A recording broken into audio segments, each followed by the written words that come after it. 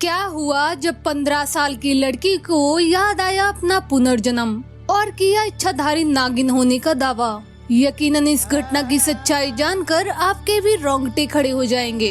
दोस्तों, बात है सन 1992 की। उत्तर प्रदेश के लालगंज में एक वर्मा परिवार में पुत्री का जन्म हुआ।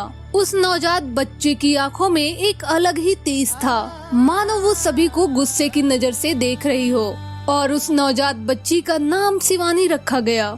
जैसे जैसे शिवानी बड़ी होती जा रही थी, उसकी एक विशेषता पर सभी लोग गौर फरमा रहे थे कि उसे नाग नागिन में बहुत इंटरेस्ट है। गांव में कहीं पर भी सांप निकलता तो शिवानी तुरंत वहां पहुंच जाती और अपने हाथों से उस नाग को पकड़ लेती। उसके अंदर सांपों को पकड़ने की कला कहां से आई, किसने उसे ये सब सिखाया, ये सोचकर उसके माता पिता भी हैरान थे। वे लोग ये सब महादेव का चमत्कार ही मानते थे, परंतु बहुत ज्यादा डरते भी थे, क्योंकि शिवानी उसकी इकलौती बेटी थी। धीरे धीरे शिवानी की मित्रता सांपों के साथ बढ़ती जा रही थी। उसके लालगंज गांव को छोड़कर आसपास के गांव वाले भी सांप पकड़ने के लिए शिवानी का सहारा लेने लगे। शिवानी के पिता ने भी उसके इस गुण को समझा और उसके बाद वे सांपों को पकड़ने के बदले लोगों से पैसे लेने लगे, जिसके माध्यम से उनकी आर्थिक स्थिति भी बहुत अच्छी होती जा रही थी। अब शिवानी 15 साल की हो गई थी और अब उसके साथ जीवन में वो घटना घटने वाली थी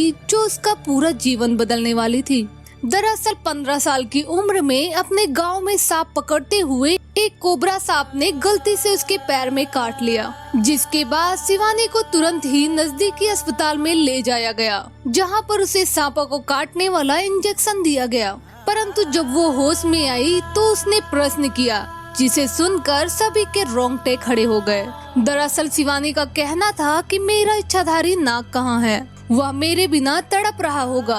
क्या आपने उसे देखा, वो कहाँ है? बस वो उसके बारे में पूछे ही जा रही थी। उसने ये दावा किया कि वो एक इच्छाधारी नागिन है। कुछ समय पूर्व जब वो कुछ समय के लिए अपने नाग से दूर हो गई थी, तब गांव के कुछ लोगों ने उसे मार दिया था। और अब मुझे यह जानना है कि मेरा इच्छाधारी नाग कहाँ है। 15 साल की बच्ची के मुंह से ऐसी बात सुनकर उसके माता पिता और गांव के सभी लोग हैरान थे।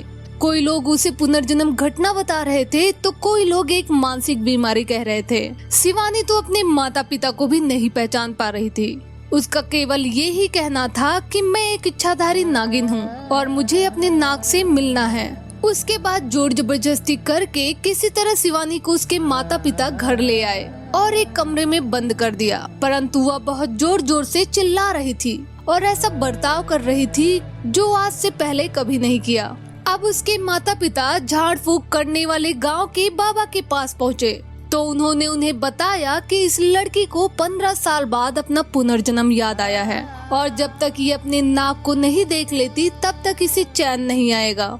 परंतु उन्होंने झाड़ फूक करने वाले बाबा की बात ना मानकर एक मनोचिकित्सक को अपने घर बुलाया। वो चिकित्सक घर आकर सबसे पहले शिवानी को शांत कराते हैं और उनसे कहा कि तुम बचपन से ही सांपों में खेलती आई हो, सांपों को तुम अपना मित्र मानती हो और तुमने कभी सोचा नहीं होगा कि तुम्हें कोई भी सांप डस सकता है। परंतु जब एक कोबरा सांप ने तुम्हें डस लिया तो इस बात से तुम्हें यकीन नहीं हुआ। तुम बहुत ज्यादा घबरा गई और इसका सीधा असर तुम्हारे दिमाग पर हुआ, जिस कारण तुम ऐसी बातें कर रही हो। अब वो मनोचिकित्सक रोज शिवानी को समझाने आता है। वो केवल यही सिद्ध करना चाहता है कि इच्छाधारी नाग नागिन नहीं होते हैं, जिसके लिए वह इतना निरंतर प्रयास कर रही है। और इसका धीरे धीरे शिवानी पर असर भी हो रहा था। करीबन 1 साल का समय लगा और शिवानी पुनः सामान्य हो गई। उसके मन में अभी भी शंका थी कि वो पहले एक इच्छाधारी नागिन थी, परंतु मनोवैज्ञानिक ने उसका दिमाग पूरी तरह से बदल कर रख दिया और शिवानी ने सांपों को पकड़ने का काम छोड़ दिया और वो एक सरकारी विद्यालय में टीचर है। परंतु दोस्तों, आप कमेंट में जरूर बताइए, क्या वाकई पुनर्जन्म होता है? क्या शिवानी सच कह रही थी या फिर सचमुच में ये उसकी कोई मानसिक बीमारी थी? इस सच्ची घटना के बारे में आपका क्या कहना है, कमेंट में जरूर बताइए। और महादेव के सच्चे भक्त कमेंट में हर हर महादेव लिखकर चैनल को सब्सक्राइब जरूर करें। हर हर महादेव।